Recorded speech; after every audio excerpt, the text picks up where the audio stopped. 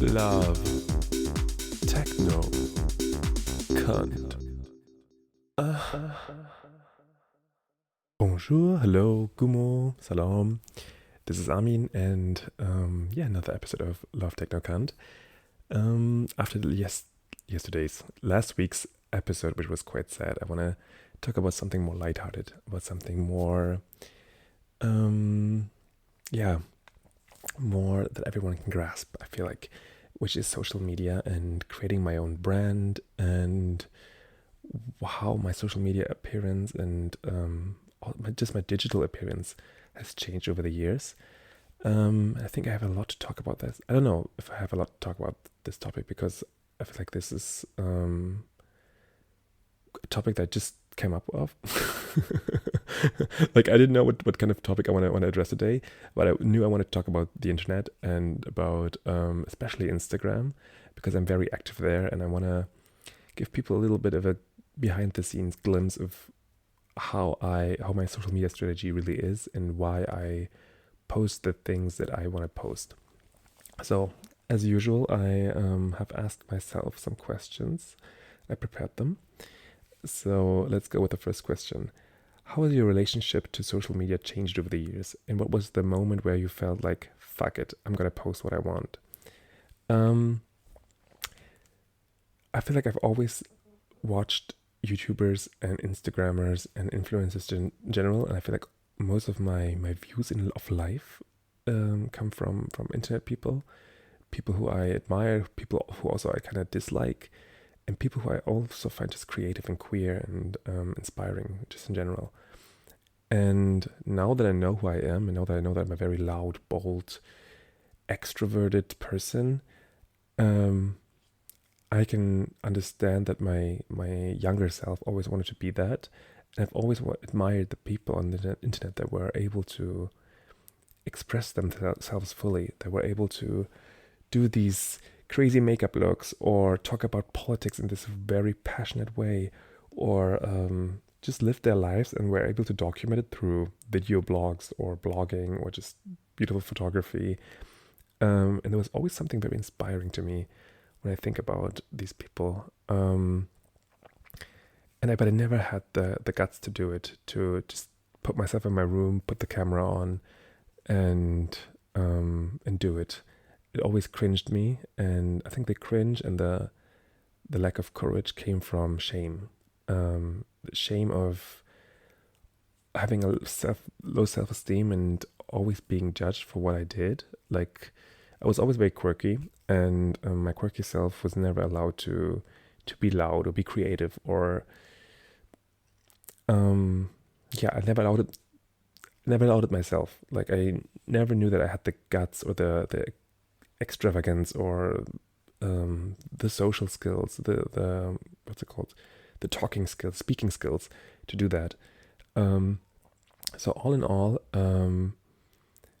through the last years, let's just start with my Instagram from like 10 years ago. I feel like I started having Instagram like 10 years ago, maybe even like a bit earlier, I don't know. And it was just basic, like me posting pictures. I always remembered that I had body issues, like watching other gay guys on Instagram, like their bodies and like how they portray themselves, the beautiful vacations that they did, the beautiful boyfriends that they had. It was always it created a lot of envy and a lot of jealousy. Also, not only that, but also the amount of followers that I always wanted to be famous. I know that when I was younger, I had this lie that I told to others that I will have these followers because I had a lot of followers back then, but I bought them. The first 1,000 followers I had on Instagram, I bought them through this app. I don't know how it was possible, but like I knew I paid like 50 euros or something. I don't know, and that's how I got my first batch of like fake followers, and I told all my friends that, oh my god, I don't know, I'm so interesting. I made up a whole story. I can't even tell you what I made up. Even then, I wanted to have attention and be celebrated as like a little celebrity, whatever. Even though it was just 1,000 followers, but who cares? Like now, I don't care. But back then, because I was living in that Instagram algorithm bubble of beautiful men having thousands of followers, having beautiful bodies, having beautiful lifestyles, I was so driven by jealousy and driven by comparing myself to others that I wanted to find a way to do that too. But I could never bring myself to go to the gym every day and to overbear my body with like strict diets or whatever, or even like working a lot in order to gain that money to have these vacations or prestige objects. Like I wanted to have that, but I didn't never it never felt natural to me. Luckily, during that same time, I got educated on a lot of political stuff. I think I've talked about this in another episode, and that got to show me. Oh no, other way. Through that, I followed a lot of other influences as well. So more and more, my algorithm wasn't only beautiful half-naked men, but also got more and more political. Like, yeah, I don't know, like political speakers and like also people of different genders, different body sizes, different ethnic backgrounds, and through that, my algorithm naturally changed a lot, and um, and I feel like throughout the years, by taking those things very seriously and taking the comparison to beautiful men less and less seriously, I developed my own twist on my Instagram algorithm. But it was with intention. Like I really wanted to, because some influencer back in the days told me, or like had this video about like, you really become what you consume. So under that premise, I always promise myself to be intentional with the content that I follow. And I always kind of had this self-reflecting vision of my Instagram feed. Like what is my feed like? Is it just only topless men? Is it just driven by my sexuality? Or is this actually something that like I can relate to on a personality level? So I really tried to follow more accounts that spoke to me, not only politically speaking, but also just things that I knew I would like. Like, for example, sweet dogs or Pokemon or animes or fashion or video games. There were so many things that were far more interesting than comparing myself to others, to other people's lifestyles or other people's bodies or whatever. But that was a process over 10 years. And right now I feel like I have a very, very me-centered Instagram bubble. Like when I open my Instagram and I look at the content that I follow, and of course a lot of things are shadow banned and a lot of things are manipulated by advertisements and stuff. And I always want to make myself aware of that. But still, I am very proud of the content that I follow, because it is a beautiful mix of my friends, of political content, of my hobbies, of things that I'm curious about, and influences that I really trust and follow. Because for me, on social media, I have followed a lot of people who summarize news a lot, like global news, queer news, local news, like Berlin news, and so that I can keep myself updated through their summarizations and summaries. What's the word? That's really important for me, and that's why I think I am almost always on a good spot when it comes to being well informed. And yeah, okay, well, that was a lot for one question, sorry, but yeah, I didn't even answer the question. So what made me say fuck it, I'm gonna post what I want? I think I started doing this fuck it, I do what I want thing in the clubs when I started to wear what I want and started to like my healing journey. When it started with my healing journey, like more and more when I did the things that I wanted, when I didn't give a fuck about what men thought of me, when I didn't give a fuck about what my parents thought of me, when I didn't give a fuck about what society thought of me, it just came naturally to me that I posted a lot more shit that I thought was funny, shit that I thought was very much me, And honestly, there were these moments where I was like, I'm probably the only one who's laughing about this.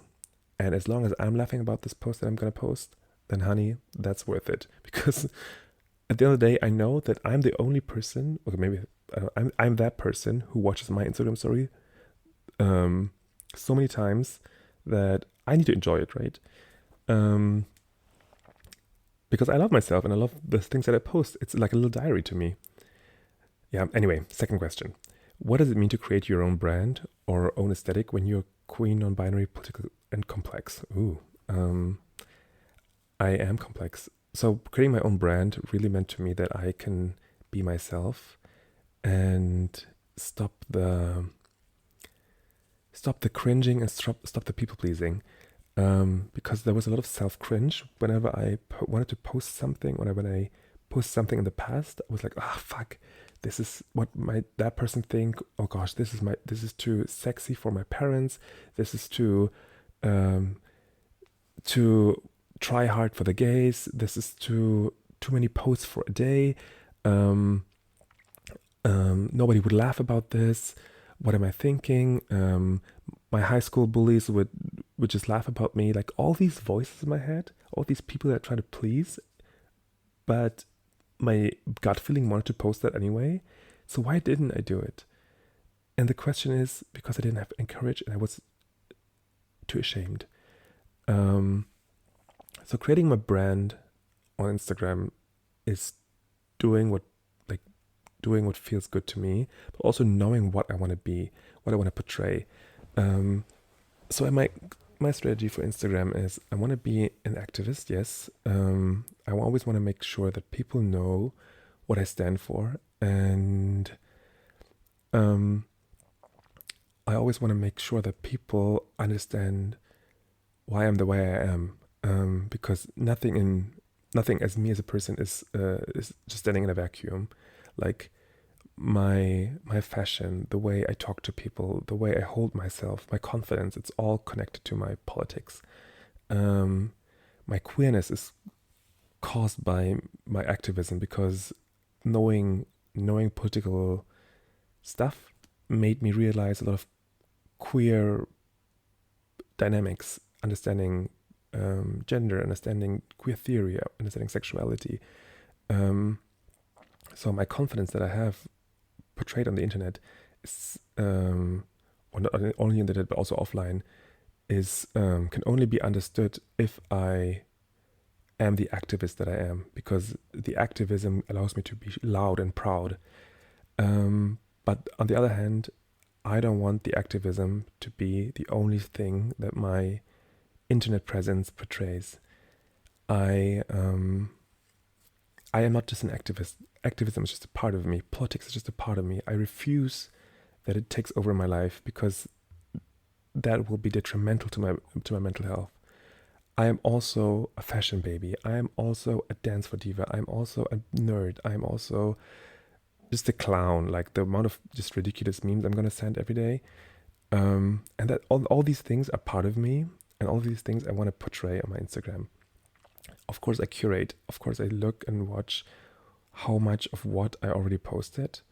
Because if I'm gonna do like 20 Instagram posts of like politics, then nobody's gonna watch that, right? I mean, I understand a lot of activists online post a lot of political stuff and almost exclusively post a lot of political stuff. They become quote unquote a news channel, which I appreciate because sometimes they get some information that I don't get and then they share it. But I don't want to be a news channel. But the same way, I don't want to be like a vacation channel or like a body image channel or thing. I just want my Instagram to be completely me and show every side of me. It always must be in tune with my gut feeling, because my gut feeling is telling me who I am, right, in that very moment. So much so to my Instagram stories and my highlights. Sometimes I also have rants, where I just have a moment of like enlightenment and I post a speech on Instagram. I feel like most of my followers know this. I have them as my highlights. They're mostly related to political things or like instances in my life where I feel like I need to give my emotions a platform. And I'd rather write down the speech rather than speak it, I feel a bit, I don't know, to me it's a bit off-putting to post videos or reels. So I would rather do texts, and I also feel like texts are also more accessible to a lot of people, to most people. And I'm talking here a lot, so anyway, that's also part of my brand, like these speeches that I do. And yeah, my feed.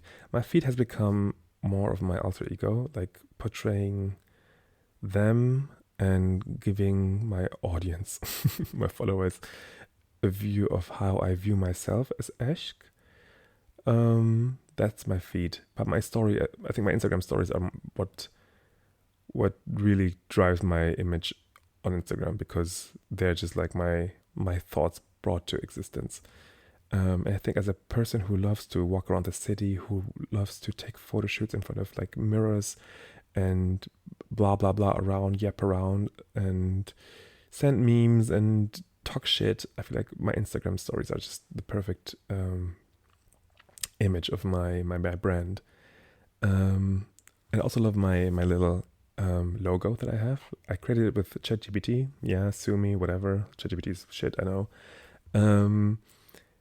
And yeah, like it is this cartoon character with my signature Doflamingo glasses and the keffiyeh wrapped around my body, my blonde hair on this pink background.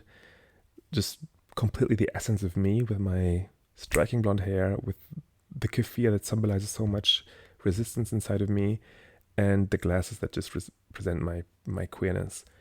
So I feel like everyone who listens to this, I urge you to create your own brand, urge you to ask yourself the questions of what I want to represent, what image do I want to represent to the outside world, and how am I going to uphold it? Because I think having a grasp of your outside portray of like your image and how you're going to present the world is so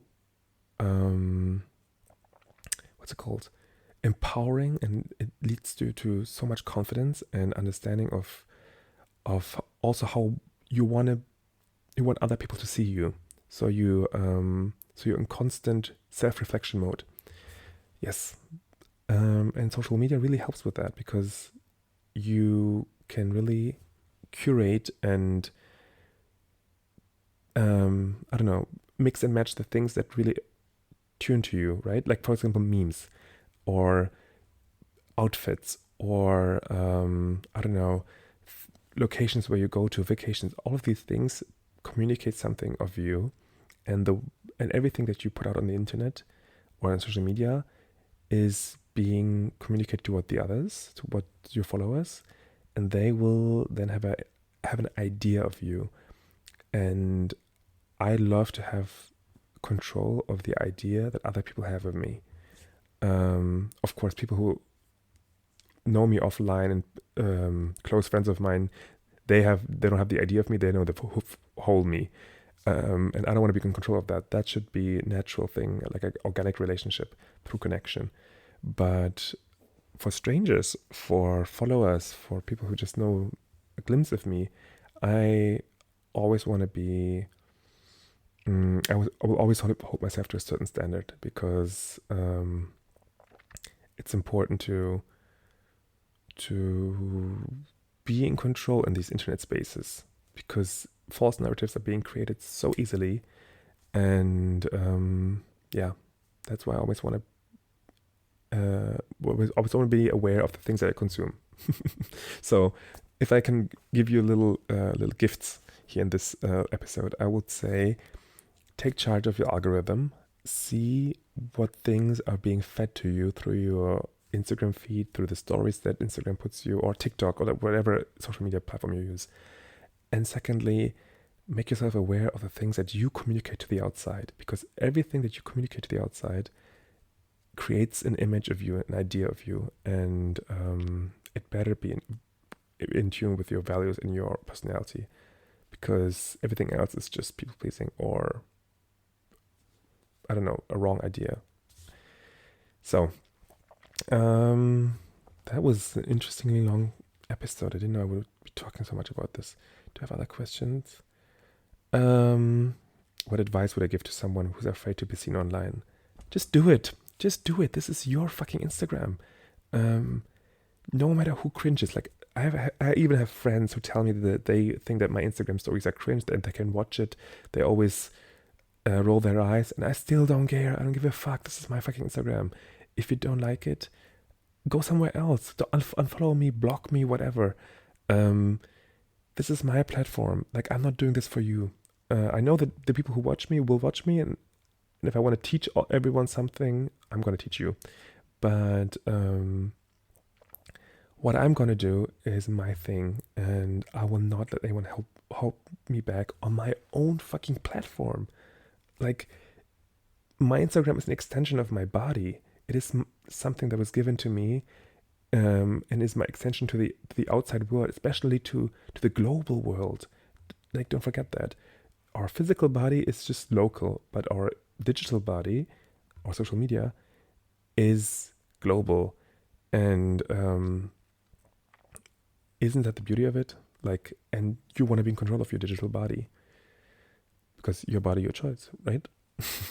So just do it. Just do it. All those voices that are inside of your head, that tell you that you're cringe, or that you're doing too much, or doing too little, or doing whatever, just ignore them. Ignore them. What the fuck? You will be so proud of yourself once you've done it, because honestly, there's only one life. Yeah. Kissies.